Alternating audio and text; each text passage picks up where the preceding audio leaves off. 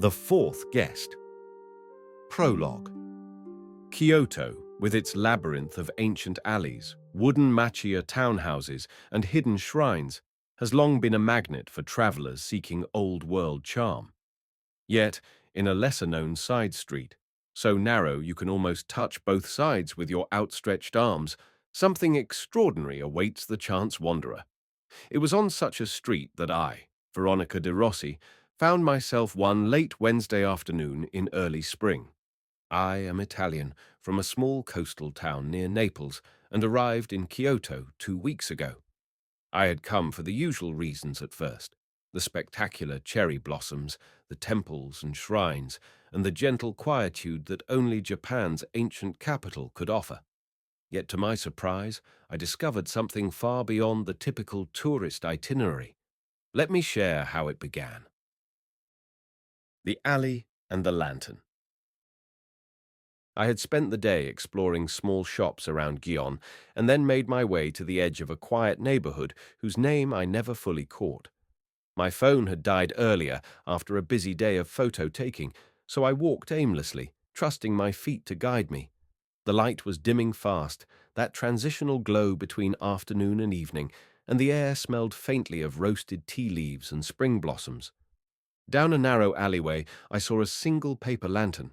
It was suspended from an unmarked wooden door that looked as old as the city itself.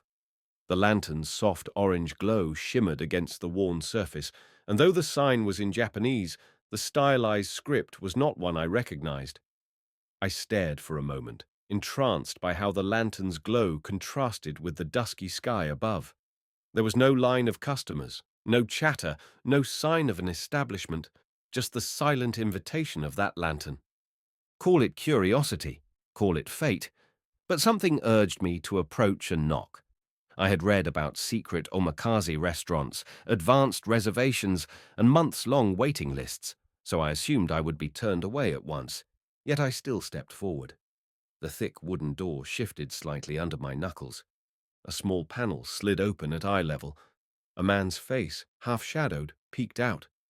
He studied me with quiet intensity. I spoke a tentative "sumimasen," excuse me, but he said nothing. After a few moments, he slid the door fully open and beckoned me inside. Inside, the mysterious entrance. I passed through a short corridor lit only by a row of tiny floor-level lamps.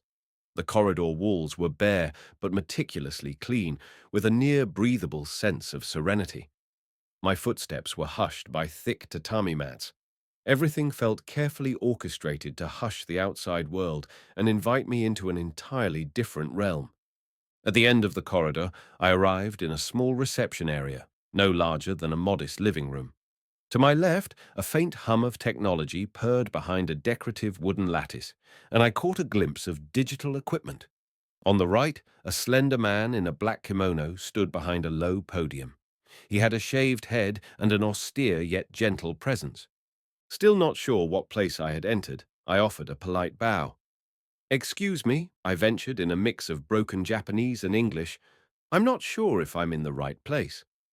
The man blinked slowly, as if processing my words beyond their literal meaning, then gave a small smile. "You have arrived at the correct time," he said softly in English. "If you wish to dine tonight, you may. We have exactly one seat left." His statement puzzled me. 1 seat left? What did that mean? But I felt an immediate, unexplainable tug to stay. Perhaps it was the calmness in the air, or maybe the look of knowing on the man's face, or that intangible sense that destiny was nudging me. "Thank you," I managed. "Yes, I would like to dine." He motioned for me to follow him. Through a side door, we stepped into a space that seemed simultaneously ancient and futuristic. The dining area was minimalistic, with 4 low tables spaced generously so that each guest might feel as though they had a private corner. From the ceiling descended subtle projectors, the kind you might see in high-end digital art installations. And though the atmosphere was quiet, I could faintly hear the hush of some ambient, meditative music that seemed to come from all directions at once. It was there I noticed something that floored me. 3 people already seated, each at their own table. Not long, communal counters as one might expect in Japan, but 4 distinct personal settings. 3 seats were occupied, and the fourth, mine apparently, awaited. Meeting the other diners. I took a cautious step forward and saw the first 3 diners turn to look at me. The first was a slender man with dusky skin, perhaps in his late 20s. He wore a simple white shirt under a loose jacket and had an aura of gentle curiosity in his eyes. Something about him suggested India, maybe the subtle accent I would soon learn of, or the warm undertones in his voice. Next was a petite woman dressed in a floral blouse, her straight black hair neatly tied back. Her face bore a soft kindness, and I detected the faint melodic rhythm of a Vietnamese accent when she greeted me with a polite nod. Then there was a Japanese man, somewhat older, perhaps in his 40s, wearing a neat button-down shirt. He was from Kyoto, I presumed, for he already exuded the calmness and humility I often encountered in local residents. He offered the tiniest bow, and I quickly returned it. I approached my seat with self-conscious caution. Each table was set with a single wooden tray, upon which lay an array of carefully chosen utensils. But these were not the standard utensils you'd find in an ordinary restaurant. No, each table's utensils were unique, a mix of chopsticks, wooden spoons, or elegantly crafted ceramic implements. On my tray lay a single pair of dark bamboo chopsticks and a small, shallow spoon carved from what looked like sandalwood. I wondered at the arrangement, and the Indian man caught my gaze, offering a friendly smile. He introduced himself quietly. "Namaste, I'm Ajay," he said in English. "I came in here by chance as well." The Vietnamese woman also spoke in English. "My name is Lan," she said softly. I wandered in, not knowing what to expect. She gave a gentle laugh that broke some of the tension in the room. The Japanese man spoke last, in calm, measured English. "My name is Kenji. I am from Kyoto, but I had never heard of this place. Not until—" He paused as if the rest of the sentence was unimportant or implied. Instead, he finished with a faint smile. "Yoroshiku onegai shimasu." I introduced myself. "I'm Veronica, from Italy." I paused, feeling the weight of the question that lingered in the air for all of us. "So, does anyone know what kind of restaurant this is?" We exchanged mild shrugs and uncertain looks. That was the moment the hush was broken by a gentle chime. It emanated from some hidden speaker, reminiscent of temple bells. The lighting in the room shifted. Soft overhead fixtures dimmed, and subtle glowing patterns began to dance along the walls. Above us, the same patterns swirled across the ceiling in fluid shapes, almost like a slow, mesmerizing kaleidoscope. Then came a voice, soft but clear, from behind a wooden partition at the far side of the room. "Welcome. I am the chef. Tonight, you 4 shall share in a 6-course meal that transcends the ordinary." His English was impeccable, tinged with a melodic accent that defied easy placement, neither purely Japanese nor Western, but something in between. "I believe that food is more than nourishment," the voice continued. "It is art, it is communion, it is energy. We will explore taste in synergy with music, visuals, and your own readiness to receive. Tonight's menu is strictly vegan and sustainable, yet it shall be more abundant than you imagine. Let your minds and hearts be open." We all looked at each other, uncertain yet intrigued. The voice fell silent, and from behind the partition 4 individuals emerged, each clad in simple black attire. These, presumably, were the servers, yet there was something uncanny about them. They moved in synchronous steps, as though guided by a singular intelligence. Each server positioned themselves behind one of us, standing in attentive stillness, as if awaiting an unspoken cue. The lights dimmed further, and the swirling patterns across the walls shifted into a new motif, delicate lines reminiscent of blossoming flowers, but tinted in gold and lavender. A gentle flute melody began to play. I felt a soft breeze, though from where, I couldn't tell. The entire environment was curated to envelop our senses. Thus began our fateful dinner. Little did I know how deeply this meal and the strangers around me would affect my life. That night, in a secluded corner of Kyoto, an unfolding mystery about the interconnectedness of all things began to reveal itself. Taste by taste, note by note, image by image. Episode 1. The First Course. Awakening. Approximately 3,500 words. A delicate bamboo chime signaled the official start of the first course. My server, a graceful woman with impossibly serene eyes, stepped forward and placed a small ceramic bowl on my wooden tray. As she set it down, she bowed slightly, whispering a soft phrase in Japanese. Itadakimasu, the traditional expression of gratitude before a meal. I returned her bow out of respect.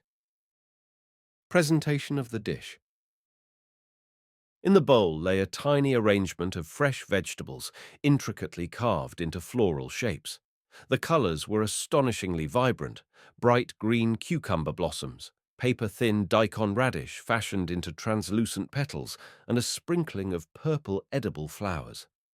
Beneath them, I noticed a small cluster of microgreens and a drizzle of something golden, perhaps a yuzu-infused oil.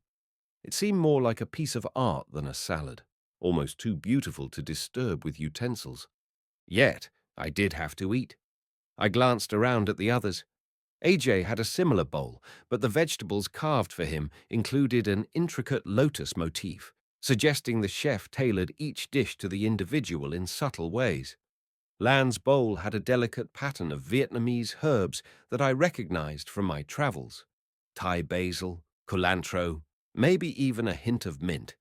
Kenji's bowl was more austere in color palette, largely white and green vegetables with a single bright red shiso leaf in the center. I picked up my bamboo chopsticks, mindful of the moment. As soon as I did, the music in the background evolved from the solitary flute to a gentle layering of strings, a soft koto perhaps, blending with the flute in an ethereal harmony. The walls and ceiling responded likewise, with blossoms gently swaying across the digital tapestry, mimicking the swirl of springtime breezes. In that moment, a wave of calm, almost reverence, descended upon me. I took my first bite. The daikon radish had a surprising sweetness, balanced by a hint of tartness from the yuzu oil. I chewed slowly, savoring the interplay of flavors, and a strange warmth spread through my chest, as if I was awakened to a heightened sense of taste.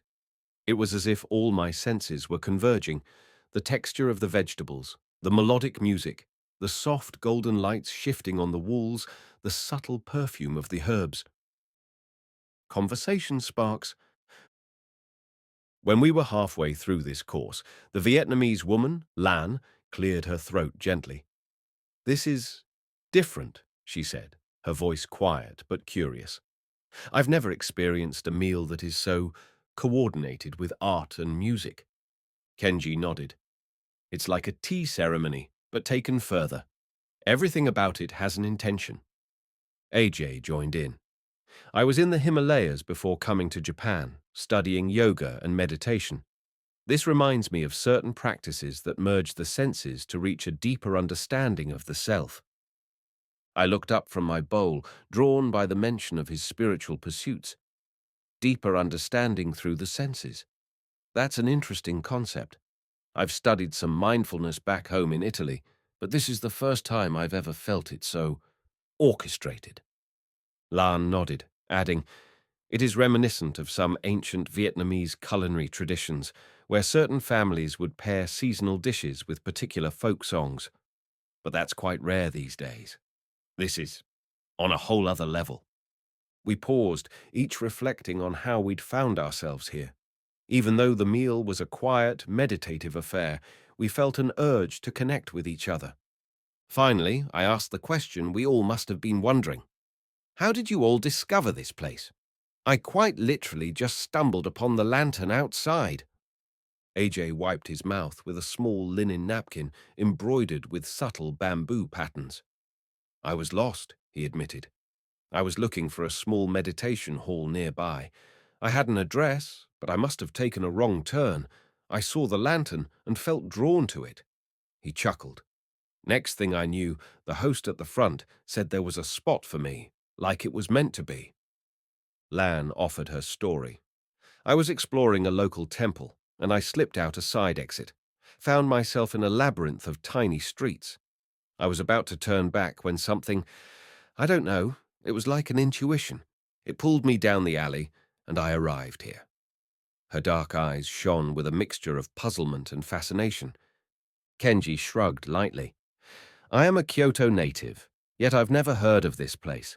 I was searching for a tea shop that I'd visited as a child. Couldn't find it, so I wandered for hours. Suddenly I recognized the street, though I swear it wasn't here before, and I saw the lantern.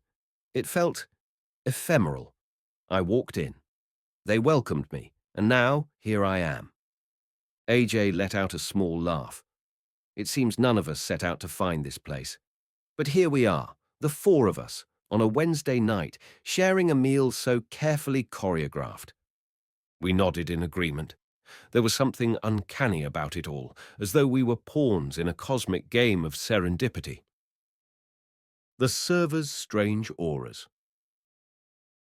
While we chatted, I noticed my server standing just behind me, absolutely still.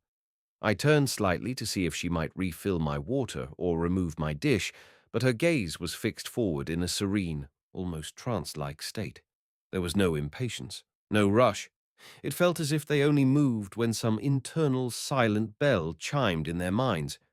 When each of us finished the last bite of the first course, we placed our chopsticks across the bowl's rim. Almost on cue, the four servers stepped forward in a synchronized motion, lifted the bowls, and replaced them with a small, warm hand towel. Their movements were so perfectly timed that it reminded me of dancers in a carefully rehearsed performance. My server then gave a slight bow and, without a word, retreated behind the partition. The others did the same. We were left alone again, with only the lingering music and the gentle swirl of lights.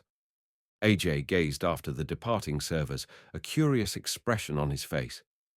"They have a different energy about them, don't they?" he mused. Lan nodded.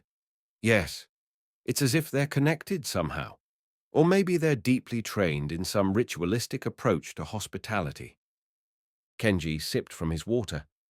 "I've been to high-end kaiseki restaurants where everything is choreographed, but even those pale compared to this level of synchronization. And to think we are only 4 diners."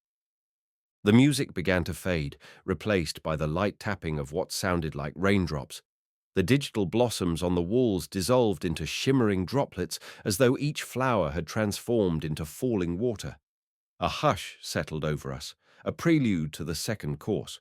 But before that next course arrived, we found ourselves lulled into an unexpected conversation, each of us beginning to open up more than typical strangers at a dining table.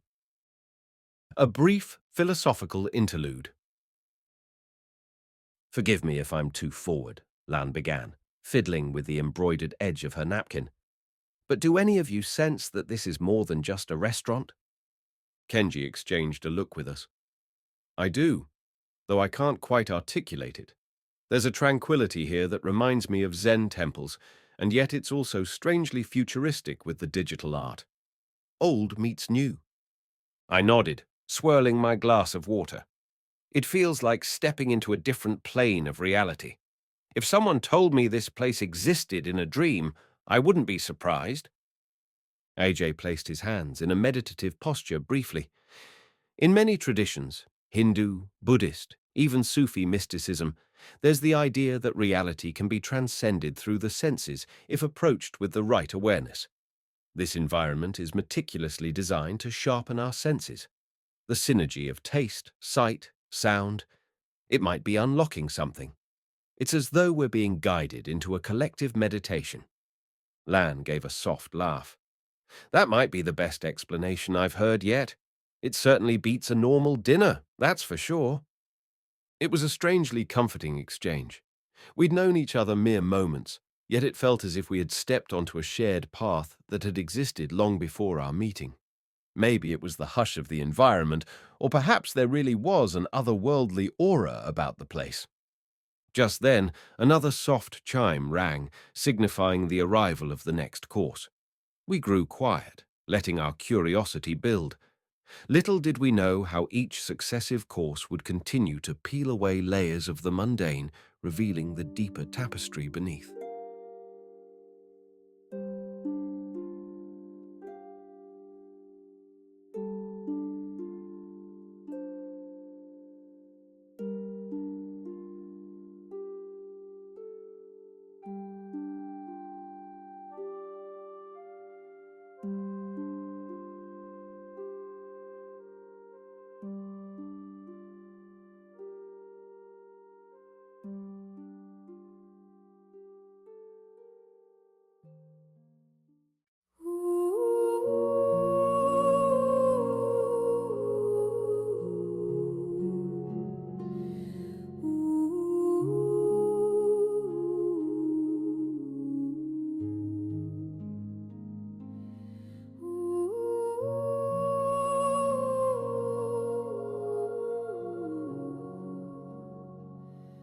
The fourth guest. The second course. Harmony of elements. A subtle gust of air preceded the server's return. This time they carried wide, shallow bowls, each carefully covered with a translucent glass lid. My server placed hers in front of me and, with a gentle flourish, lifted the lid. A fragrant steam unfurled, carrying aromas of ginger, lemongrass, and something faintly nutty, like toasted sesame. The dish and its sensory surroundings. Inside the bowl was a delicate broth. It glistened with flecks of gold, edible gold leaf perhaps, and floating atop were small dumplings, each tinted a different color. One was a pale green, another a soft orange, a third nearly white. Embedded in the broth were slender slices of root vegetables. A swirl of color from carrots, taro, and sweet potato made it look like a miniature rainbow swirl suspended in liquid. The music shifted to a gentle percussive sound, wooden blocks tapping in a steady rhythm, reminiscent of dripping water. Over this minimalistic percussion, a haunting wind instrument began to play, a cross between a shakuhachi, Japanese bamboo flute, and something else, an instrument I couldn't recognize. The effect was mesmerizing. On the walls, the digital art had transformed once again. Gone were the blossoms or raindrops. Instead, we saw gentle waves of color that ebbed and flowed like water in a calm ocean, drifting in time with the tapping beat. I found myself feeling the synergy of the warm broth before even tasting it. Each sense was prepared, my eyes by the hypnotic visuals, my ears by the rhythmic pulse, my nose by the fragrant steam, and my taste buds by the anticipation. All four of us leaned in, inhaling the aromatic steam. I noticed my chopsticks had been replaced by a small, hand-carved spoon, each diner's spoon shaped from a different type of wood. Mine was a deep mahogany color, polished to a mirror-like sheen. Kenji's was a lighter cedar, Lan's a warm oak, and AJ's a pale bamboo. I dipped my spoon into the broth and tasted. The flavors were unbelievably well balanced: bright, citrusy lemongrass, warming ginger, a hint of miso perhaps in the background to deepen the savory note. The dumplings each had a unique filling, one with sweet pumpkin and tofu, another with finely chopped shiitake mushrooms, and the third with a creamy edamame blend. It was as if each dumpling corresponded to a different elemental taste. Deeper connections emerge. We ate in reverent silence, each of us caught in the swirl of flavors and the surreal environment. Finally, Lan spoke first, voice soft as a whisper. "This reminds me of a soup my grandmother used to make," she said, eyes shining with nostalgia. "It's not exactly the same, but the harmony of lemongrass and ginger takes me back." AJ nodded. "In India we have rasam, a spice soup, which can sometimes carry notes of tamarind and pepper. There's a comforting warmth in such broths. It's not the same flavor profile, but there's a kindred simplicity in how this dish feels nurturing." Kenji sipped his broth and closed his eyes for a moment. "It tastes like a new interpretation of Shojin Ryori, Zen temple cuisine. I've had vegetarian broths in temple stays, but never this refined or theatrical. I smiled, letting the warmth of the broth fill me. In Italy, we have minestrone or simple vegetable broths, but again, not like this. This is beyond cultural boundaries somehow. As we continued, the conversation took an unexpected turn toward the spiritual. AJ set his spoon down gently. I can't help but feel that each of us was meant to be here at this moment. Since we're strangers, maybe we could share something about ourselves beyond just names. Perhaps there's a reason we crossed paths. Lan nodded slowly. You know, before coming here, I prayed at a temple for guidance. I've been traveling alone, uncertain of my next steps in life. Maybe we can share a bit about what brought us to Kyoto, or what we seek. Kenji looked thoughtful. I'm a teacher, he said. I work in a language school here, but I took a sabbatical recently. Something in my life felt off. I've been wandering these streets, searching for what's missing. A small, self-conscious smile flickered on his face. I never expected an answer might come in the form of a mysterious dinner. Ajay chuckled. You never know where the answers will appear. He paused. As I mentioned, I was studying yoga in Rishikesh. I've come to Japan to learn about Zen practice, to deepen my meditation. I'm only a week into my journey. My plan was to travel to certain temples, maybe find a master. But now I'm here. Lan sighed. I'm in the midst of a personal pilgrimage. My grandparents were devout Buddhists in Vietnam, and I suppose I'm trying to rediscover that heritage, or at least to find my own meaning. I've been wandering Asia, visiting temples, volunteering at some rural communities, just trying to do something good and learn about myself in the process. They all looked to me, the only one who hadn't really shared. I set my spoon down carefully. Well, I began, I'm not on a spiritual mission per se. At least, I didn't think so. I'm a photographer by hobby, and I've been traveling for a few months now, just capturing images for my portfolio. Yet, ironically, I've felt a bit lost too, like something has been missing in my life.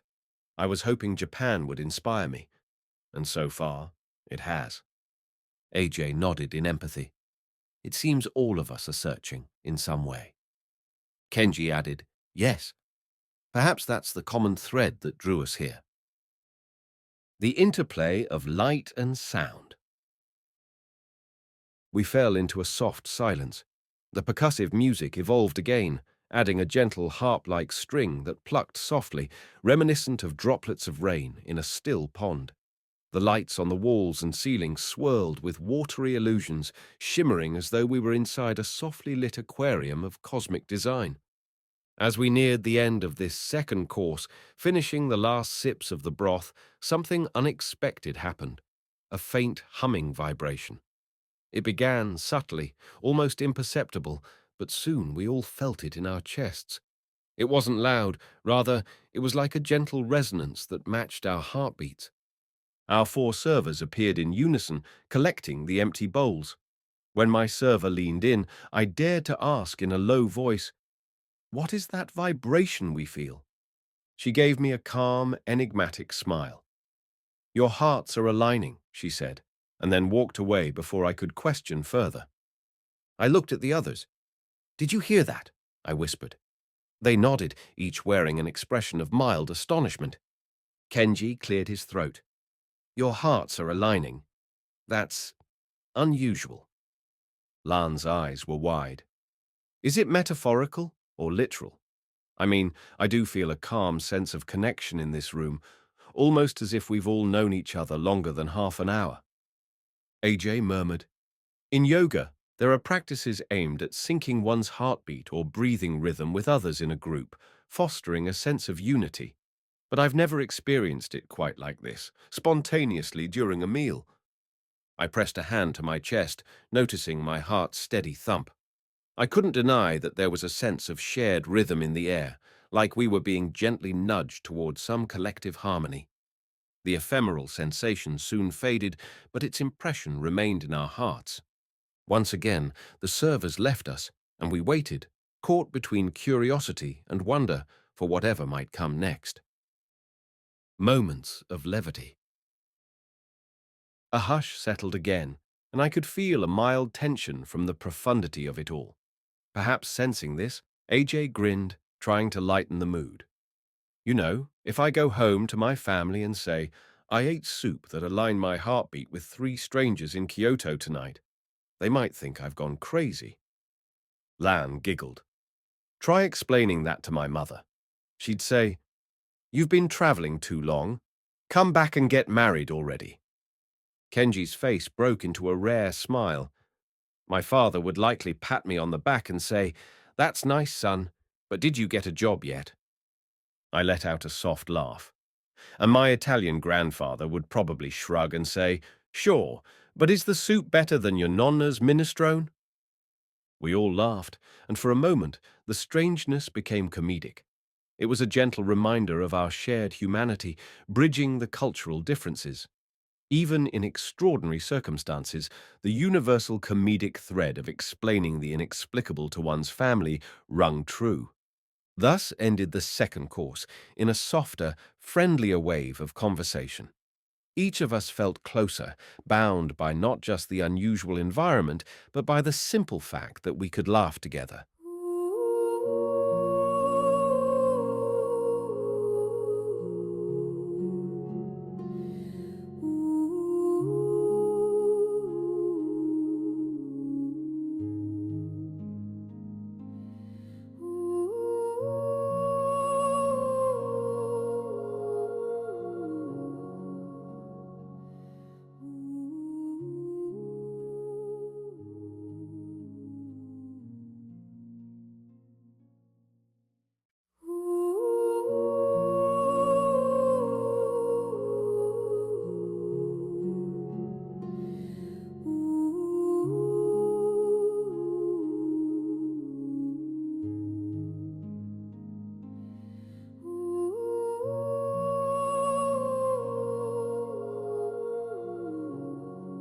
The fourth guest. The third course, nature's echo. A new hush descended. The digital patterns on the walls changed once again, morphing into a tranquil forest scene, towering bamboo stalks swaying in a gentle breeze. The music now featured the distant chirping of birds, leaves rustling, and the faint sound of running water.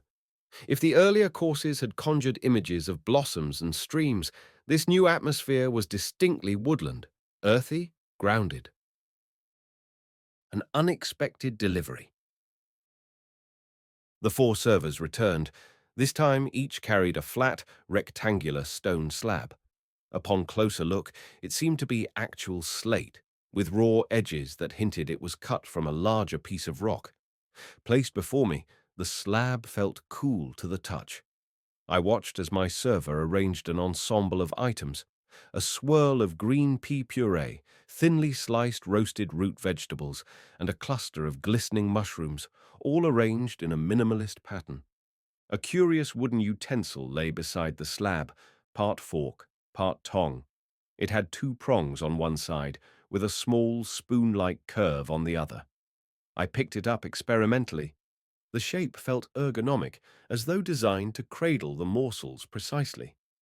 Lan spoke first, eyes alight with interest. Oh, these mushrooms look like enoki and shiitake, but they're glazed in something dark. Maybe a miso reduction. Kenji nodded. Likely so. That aroma is definitely miso, or perhaps a soy glaze with some sake. Ajay sniffed the air, lips curving into a gentle smile. Smells earthy, almost like I'm stepping into a forest after rainfall. I lifted a small roasted carrot slice with the wooden tong fork. The edges were caramelized to a perfect crisp, and the center softened to a buttery texture. When I bit down, my palate was greeted with a sweet, smoky note, offset by a hint of saltiness that I couldn't quite place.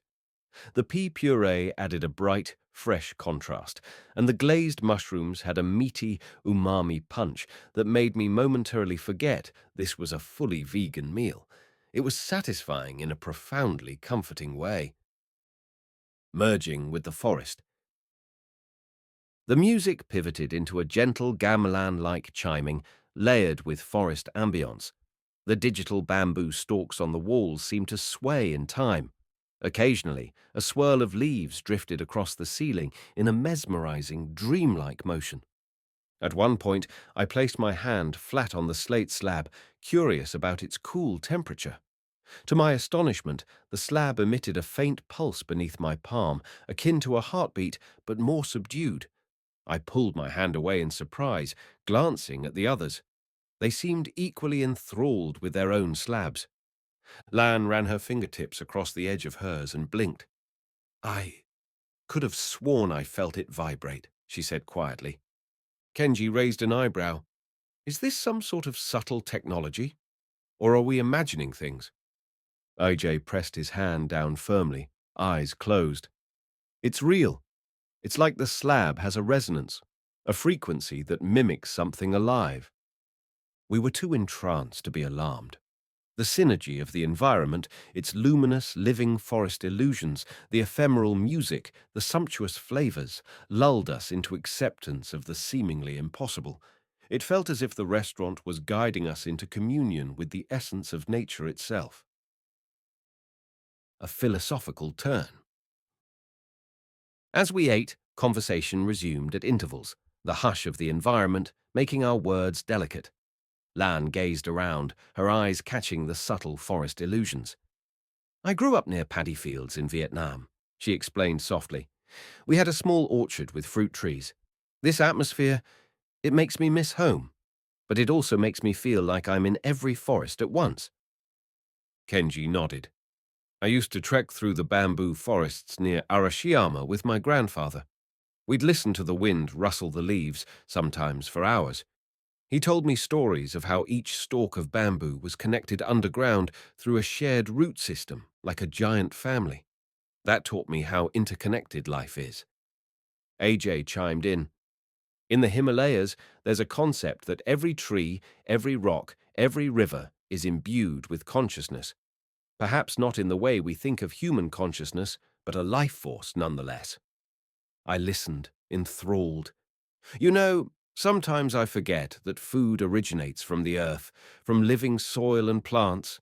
This restaurant, it's making me realize the reverence we owe to the natural world.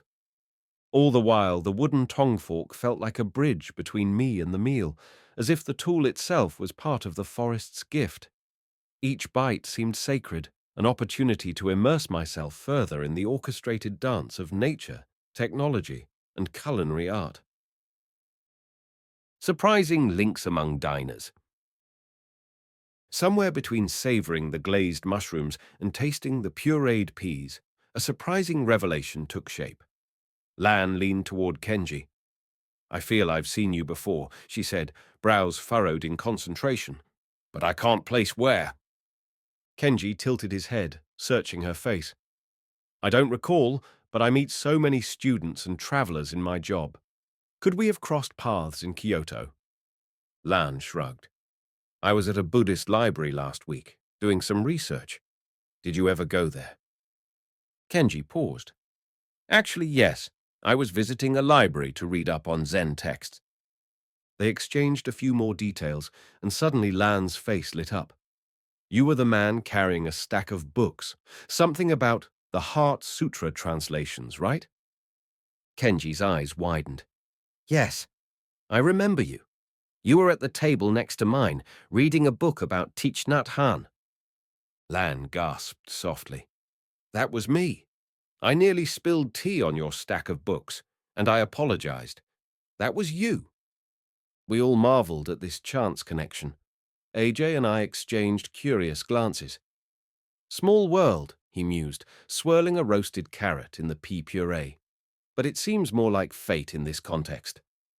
I couldn't resist pressing further. AJ, do you think you have a link with either Lan or me? He laughed good-naturedly. Not that I know of. Unless... Wait. You said you were traveling for photography, Veronica. I nodded. Yes, I just came from India about a month ago. He raised an eyebrow. Which part of India? Varanasi, then Rajasthan. AJ's eyes flickered with recognition. I was in Varanasi at the same time. studying at a small ashram near the Ghats. Did you stay by the main Ghats? I blinked. Yes, for about 2 weeks. AJ's mouth curved into a wondrous smile.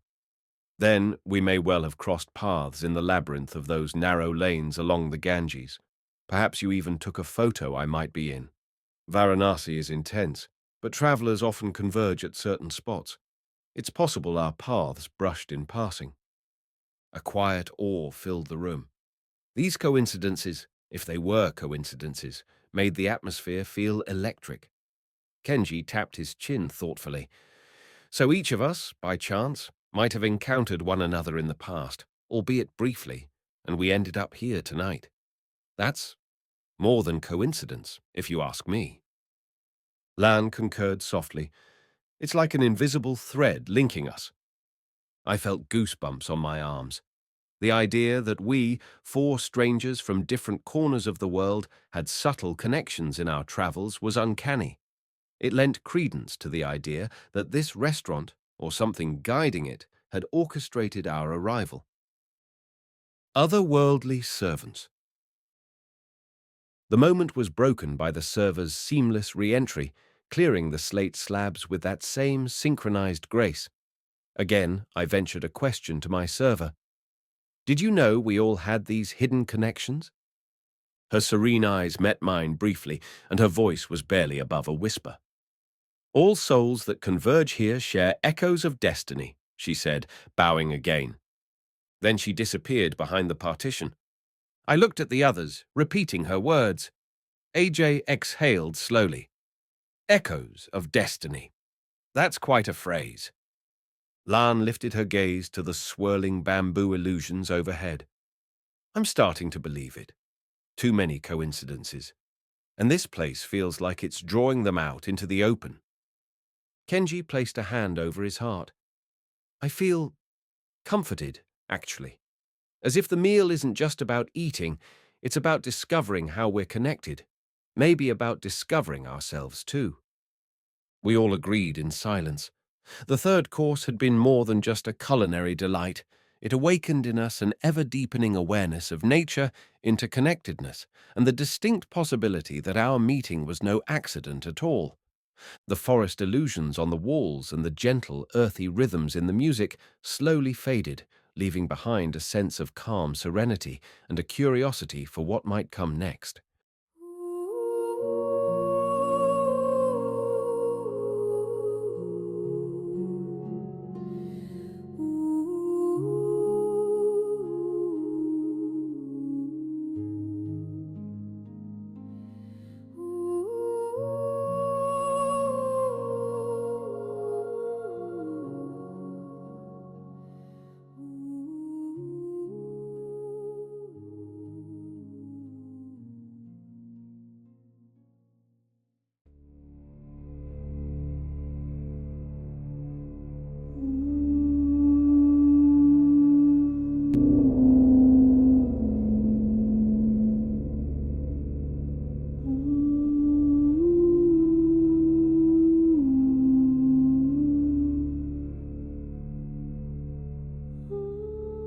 The fourth guest, the fourth course, illumination and shadow. A profound hush fell over the restaurant after the third course was cleared. The lights dimmed further, plunging the walls and ceiling into near total darkness. For a moment, I thought perhaps this was an intermission. Then, from somewhere unseen, a single gong resonated, a deep, low tone that settled into my bones. A play of darkness and light. Gradually, pinpoints of light appeared on the ceiling, mimicking a starry night sky.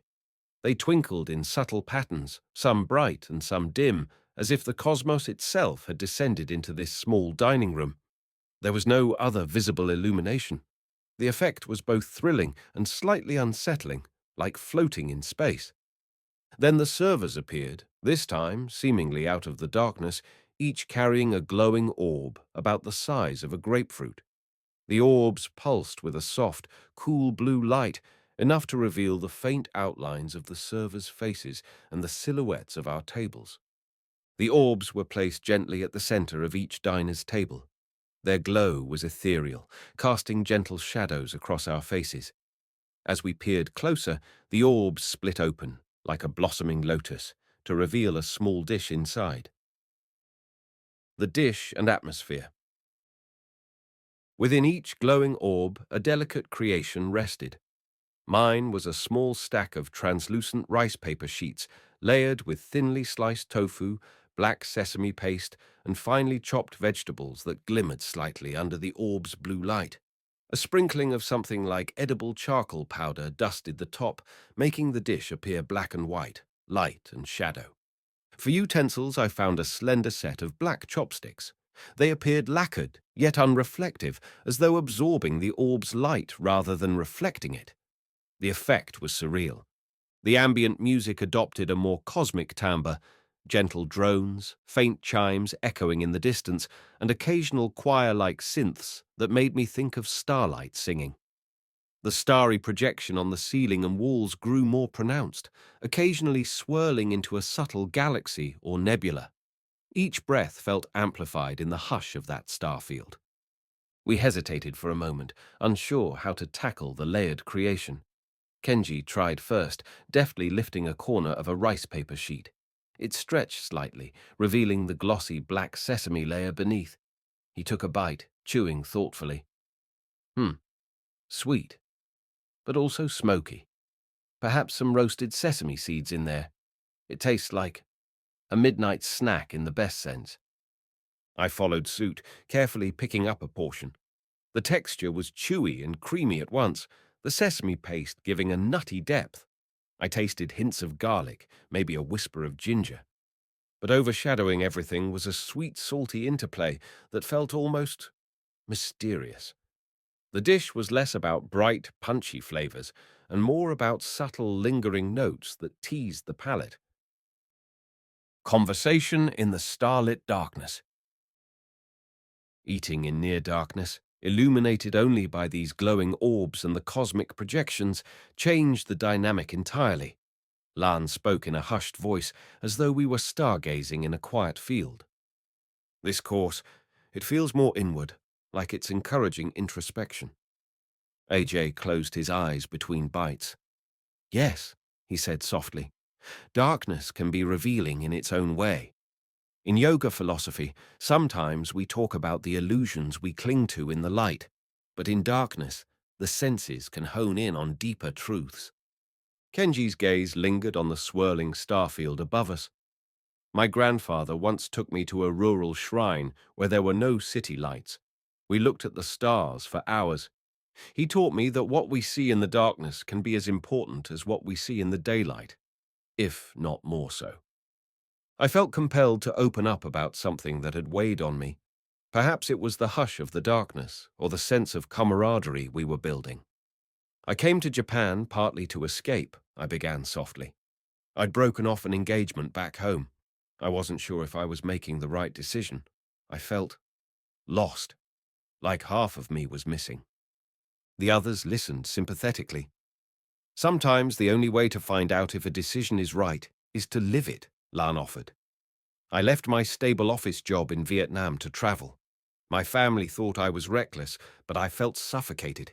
If I hadn't left, I might still be living someone else's dream. AJ nodded. There's always risk.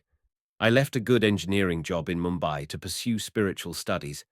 My parents think I'm in a phase that I'll come back and settle down. But the further I go, the more I realize there's so much more to discover. And that means facing darkness, the unknown.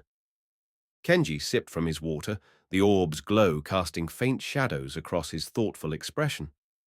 I am dealing with grief, he confessed. My wife passed away 2 years ago. She was ill for a long time. After she died, I felt numb. That's why I took the sabbatical. I've been searching for a way to move forward, to find meaning again. Coming here, even randomly, feels like maybe a step in the right direction.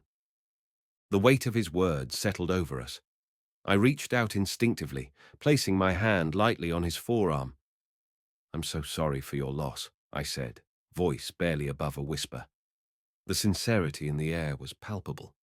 We sat like that, hearts open in the semi-darkness, the glowing orbs pulsing gently at our tables like distant suns.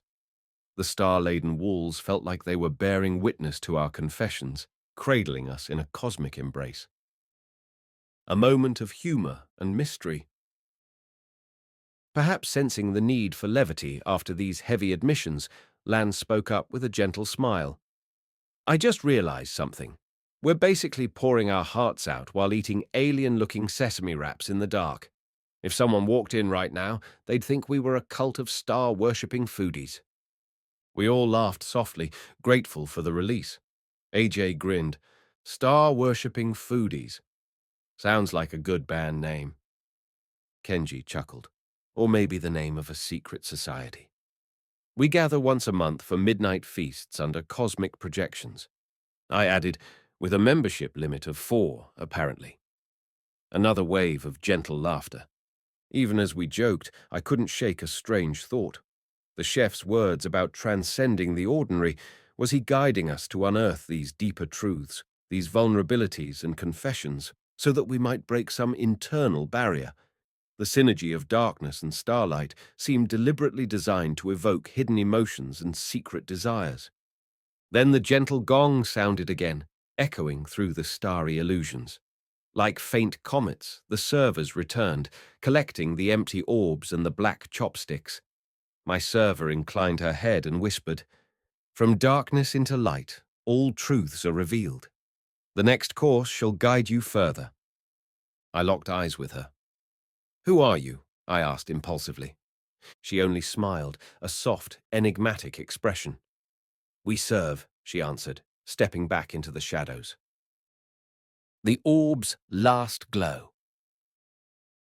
Before they vanished, each server touched the orb on our tables, causing it to fold back into itself and seal shut, returning to a single glowing sphere. They lifted the orbs and carried them away, leaving the room in near complete darkness for a moment. Then, slowly, the starfield above began to fade, replaced by a gentle, ambient light that restored our sense of space. We let out collective sighs of amazement. Another course was done, each of us feeling a bit lighter for having shared our vulnerabilities. The night was unfolding into an experience that transcended any normal dining scenario. It was as if we were traveling inward and outward simultaneously, diving into ourselves while also touching the cosmic realm.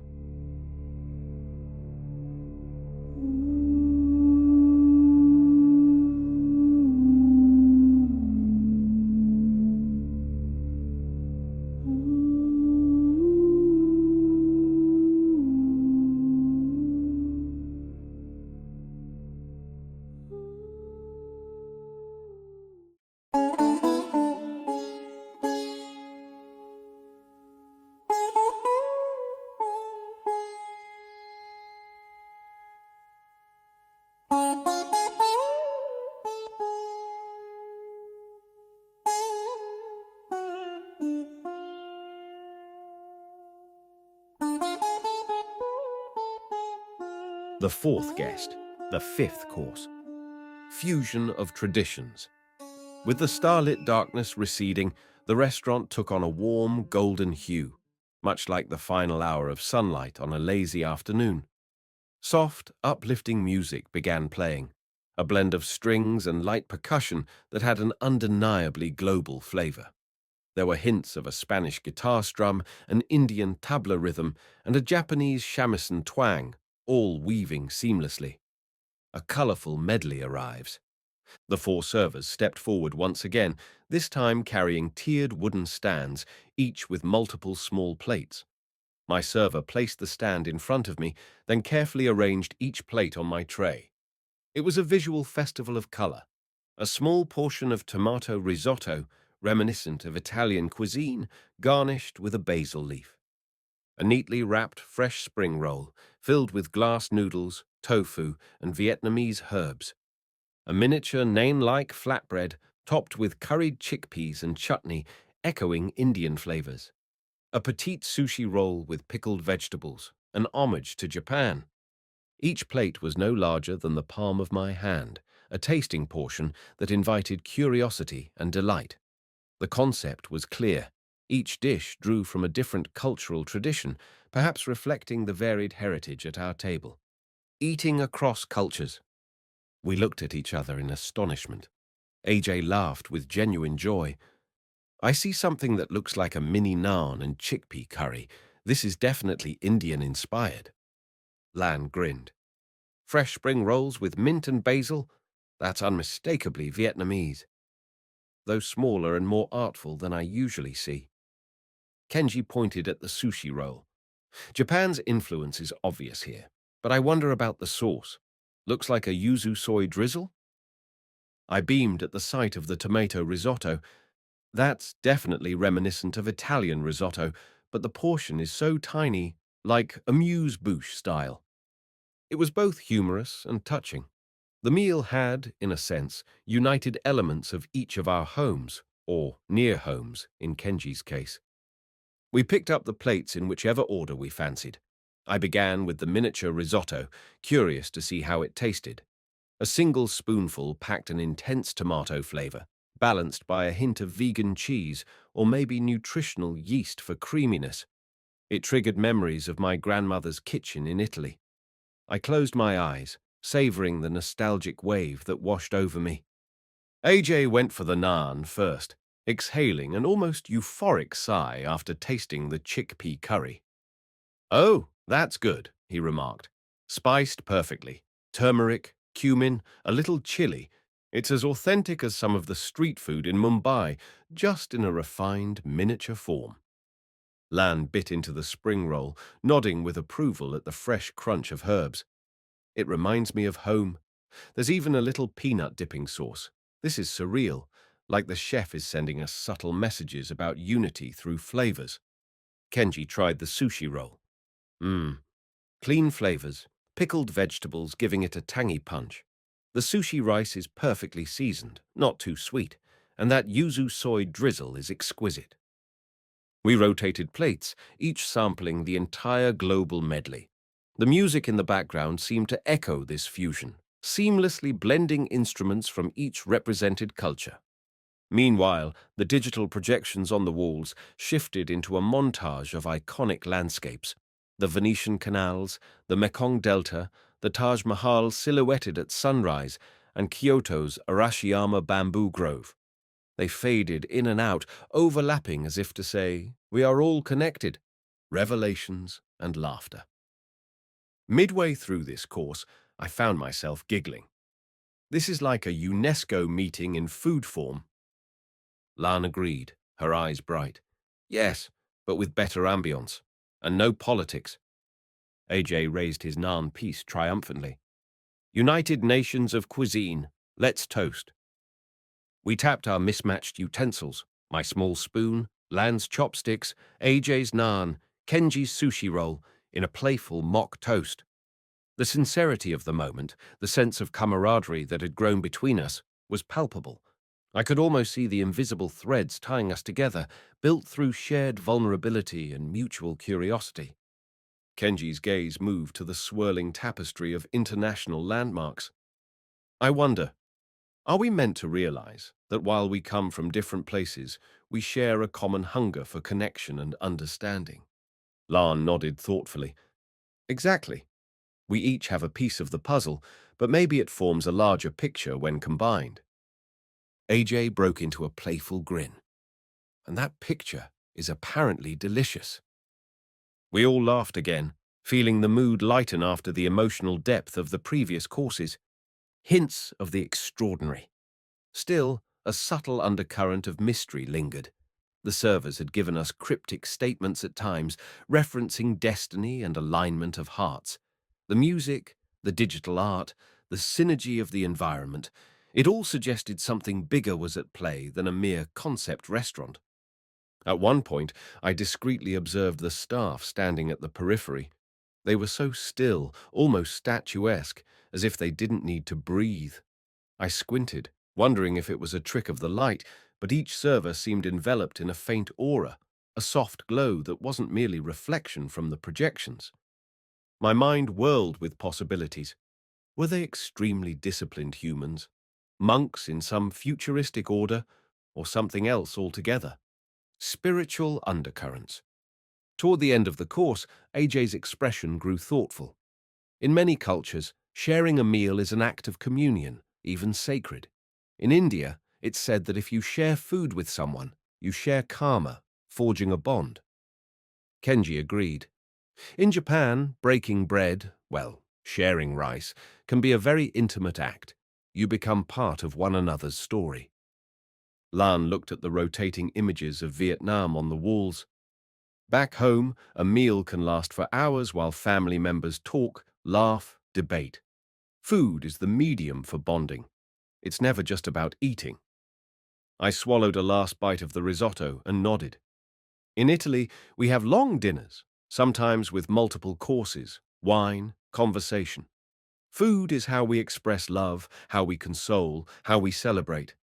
This meal echoes that, but on a universal scale. We all felt it. We were forging a bond, a familial sense, despite having been strangers just hours before. The synergy between us reminded me of family gatherings, except this time the family members were from 4 different parts of the globe. Yet the sense of belonging was just as strong, if not stronger, because it was guided by an unspoken higher design. Prelude to the finale. As we finished the final plate on our multicultural stands, the music shifted toward a gentle crescendo, blending the global instruments into a harmonious chord. The golden light brightened momentarily, illuminating our satisfied faces. One by one, the servers approached, collecting the empty plates. My server offered me a slight bow. I couldn't resist asking, "So what comes next?" She looked at me, her eyes radiating warmth. "The final course will bring resolution," she said softly. "But resolution often unveils new beginnings." Her cryptic words sent a small shiver of anticipation down my spine. A sense of near completion hung in the air, but also the inkling that we were on the cusp of some grand revelation. As the servers retreated, Lan exhaled slowly. "I can't believe we've gone through 5 courses. It feels like we've been on a journey without leaving our seats." AJ folded his hands, resting them on the table. "Yes, and I sense the final course will tie it all together. If the chef is orchestrating this, as I suspect, there's a big finale coming." Kenji's eyes flicked to the subtle patterns still dancing on the walls. "Whatever happens, I'm grateful. This has been more than just a meal. It's been healing for me to open up about my past. I appreciate you all." We responded with murmurs of appreciation in return. The hush returned, and we waited, hearts and minds open, for the grand culmination of this most unorthodox dining experience.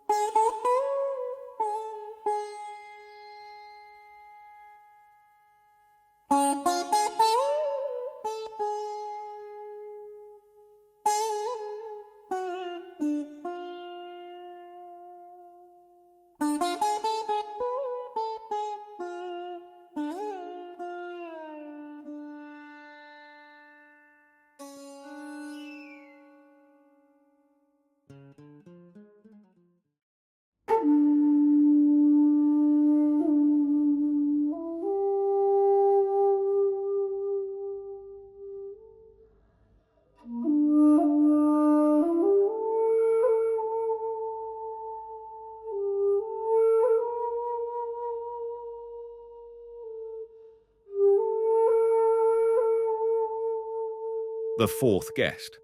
The final course. Transcendence. A profound silence enveloped the restaurant after the 5th course was cleared. It was the kind of silence that demanded attention, almost tangible, like a blanket settling over the room. Our 4 servers had retreated, leaving us to anticipate the final act. The chef appears.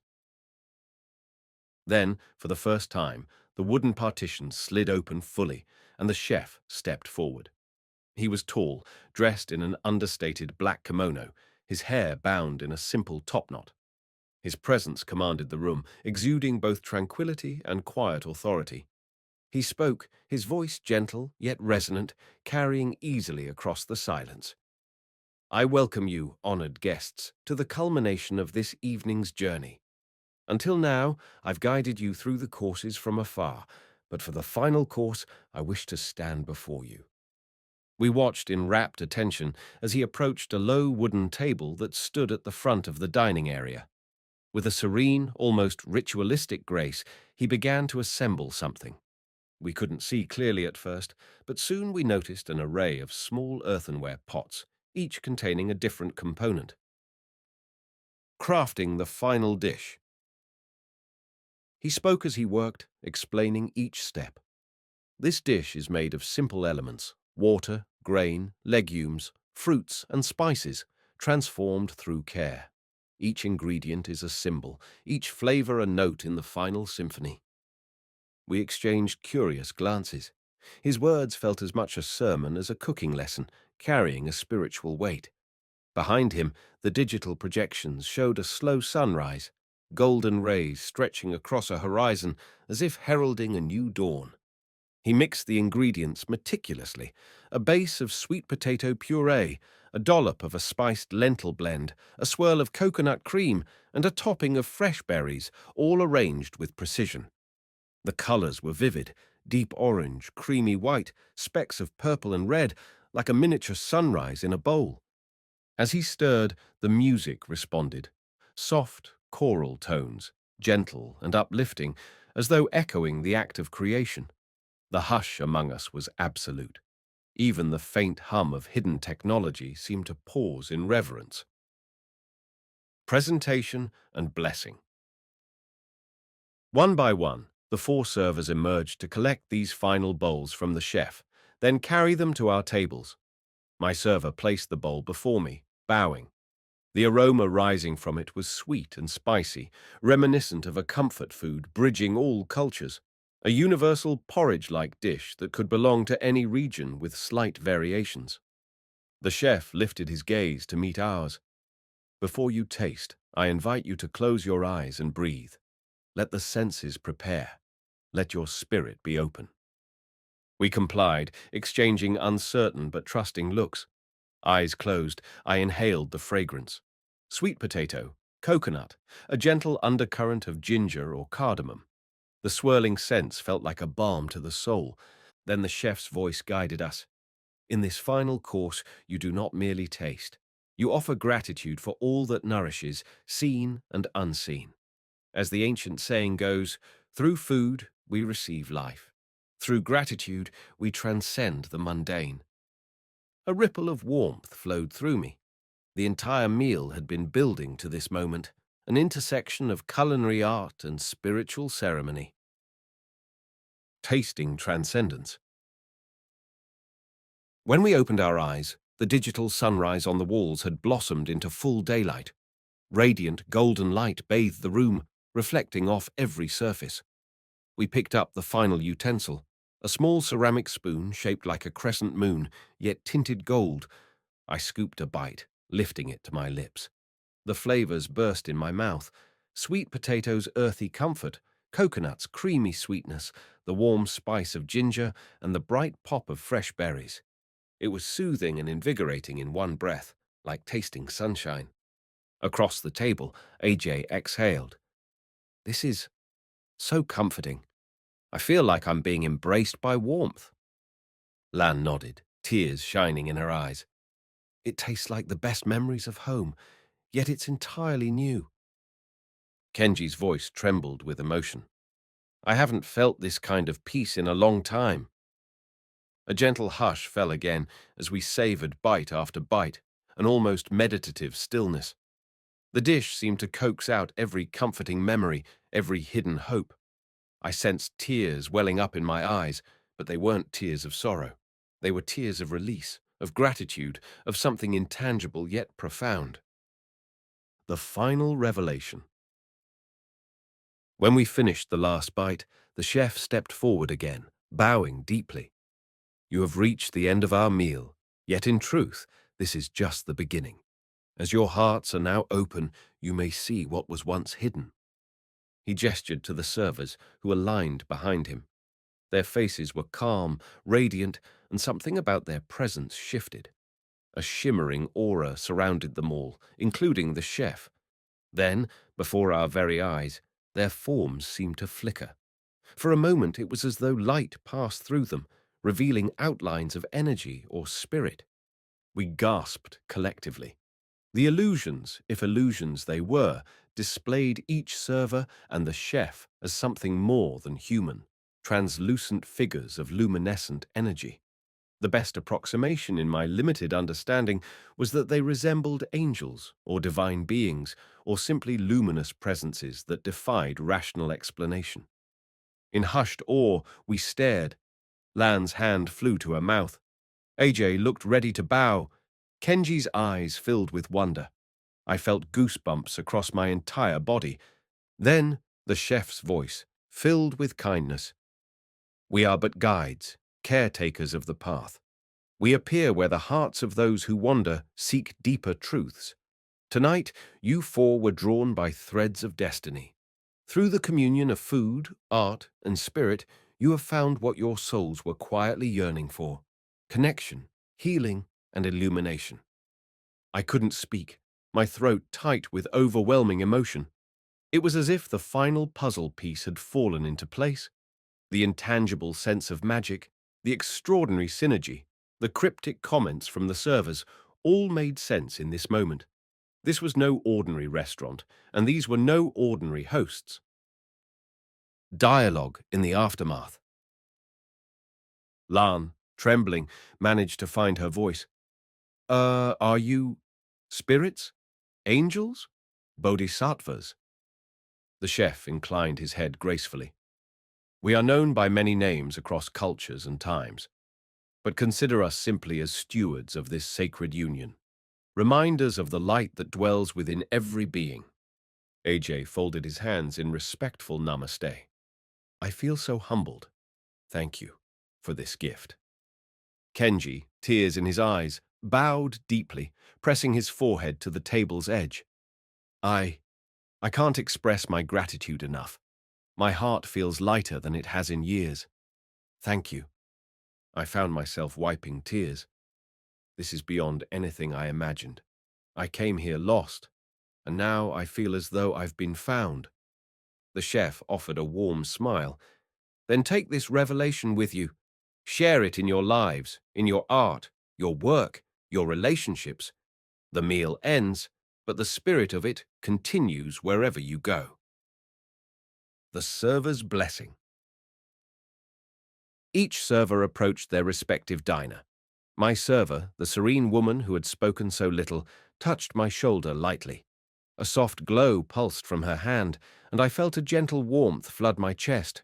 She whispered, "Walk your path with open eyes and open heart, for every moment is a taste of the divine."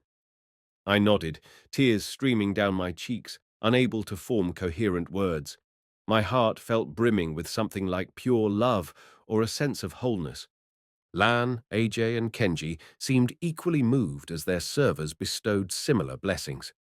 For a moment, the entire space shimmered like a golden mirage, as if we teetered on the edge of two worlds, one mundane, one transcendent. An uncertain return. After the blessings, the golden glow began to fade. The chef and servers stepped back.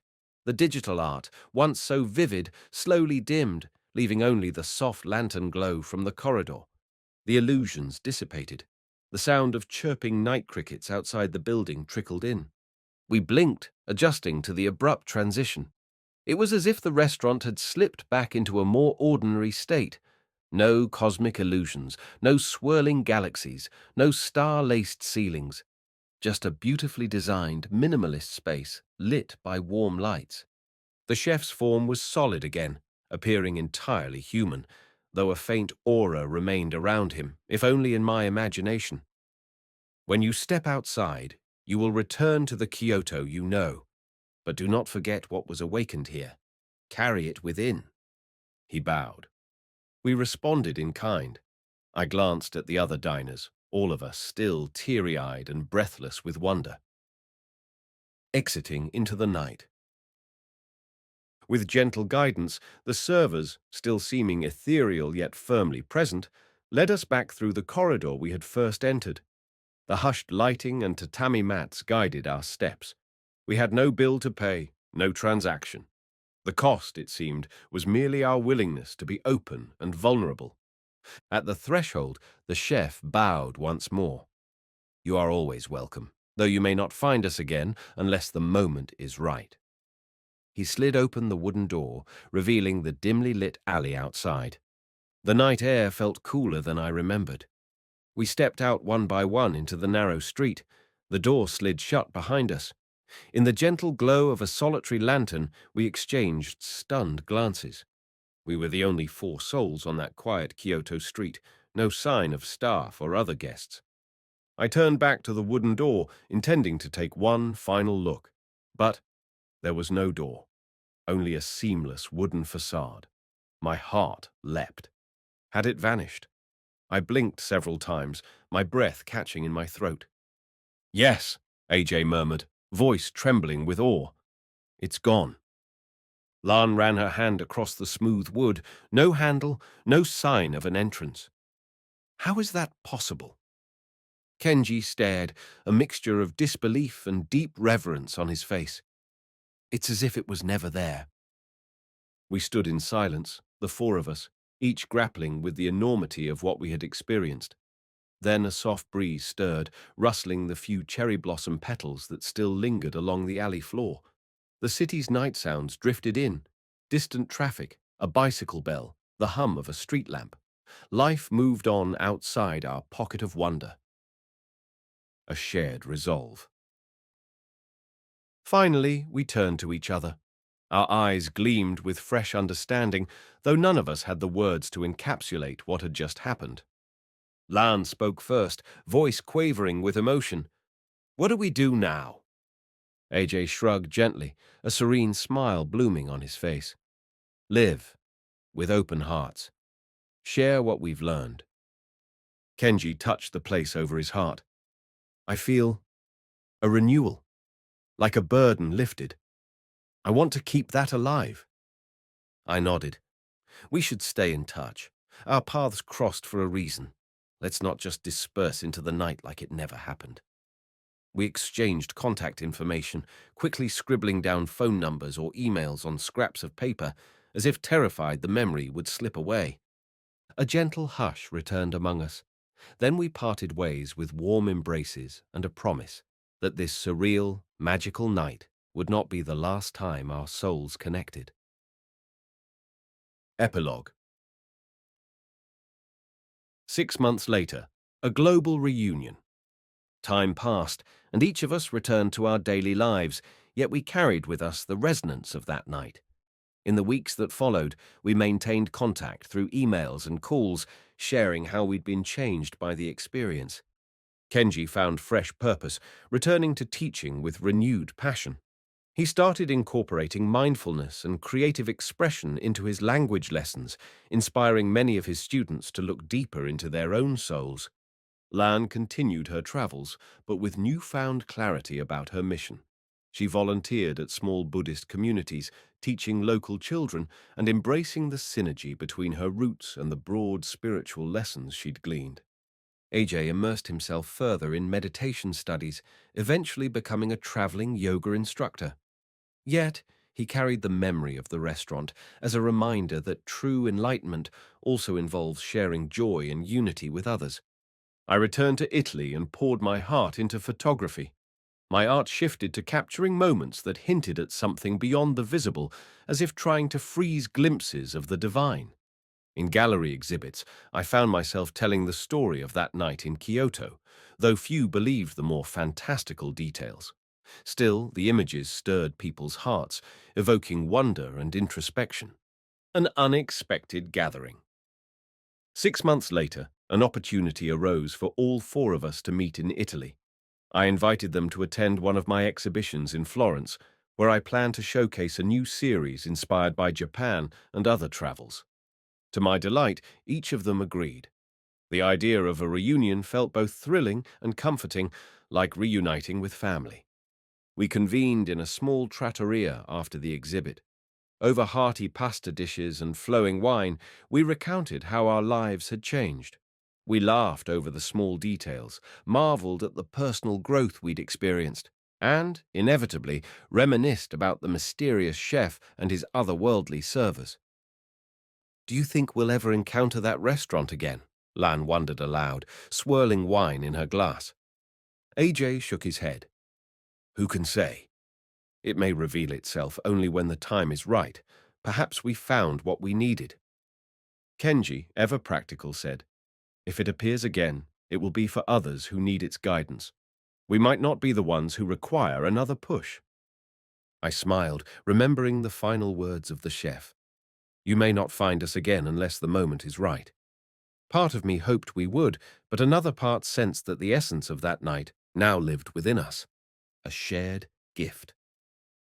After dinner, we decided to stroll by the Arno River, the moon high and bright above Florence's Renaissance skyline. The conversation turned reflective under the moonlit sky. Lan took out a small notebook from her bag. I wrote something after that night in Kyoto, she said. A poem, or maybe a mantra. I'd like to share it with you. She read in a gentle voice, we gather as strangers, we depart as kin, with hearts aligned by the meal within. No words can confine this luminous art. The taste of truth now dwells in each heart. The night air felt charged with memory and gratitude as she finished reading. None of us spoke. The poem said enough. Looking to the future. Eventually, we parted ways again, promising to meet whenever fate allowed. Life, we understood, was an ever-shifting tapestry of moments, and not all threads remain woven side by side. Yet, we knew that our bond, forged in that small, hidden Kyoto restaurant, would endure. For me, each day since had felt like a chance to carry forward the wisdom gleaned from those 6 magical courses, the synergy of senses, the bridging of cultures, the unveiling of hidden connections, and the revelation that we were guided by beings of light. Some might dismiss it as fantasy, but I knew better, as did the other 3 who shared that meal. In quiet moments, I can still taste the final dish on my tongue, the sweet potato, coconut cream, warming spices, and the intangible essence of love. I can still see the luminous outlines of the chef and the 4 servers, the swirl of galaxies on the restaurant ceiling, and the gentle pulse of the slate slab in my hand. All these memories converge into a single truth. We are far more connected, spiritually, energetically, cosmically, than we often realize. A final word to the curious. Perhaps you, dear reader, wonder if such a place truly exists, if such a transcendent meal can be found in a quiet Kyoto alley. I cannot give you a precise address, nor can I promise that the lantern will glow when you knock. But if you carry an earnest heart, if you wander with eyes open to wonder and serendipity, who can say what hidden door might reveal itself? If you are fortunate or destined, you may find yourself one day stepping into a humble foyer where a Zen-like chef greets you without words. You might sit with strangers at 4 low tables, each at a different corner of the room, and discover, course by course, that those strangers are no strangers at all.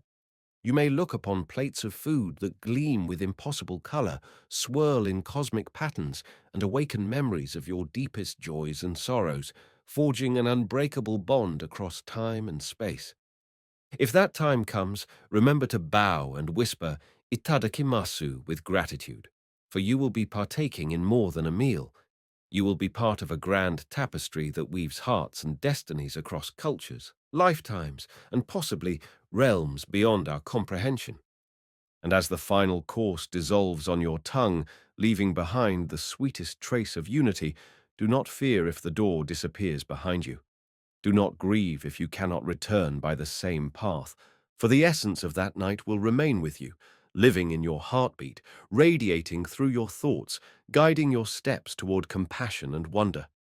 That is the true gift of this hidden restaurant, forever etched in your soul, waiting to flourish in every kindness you offer and every moment of awe you accept.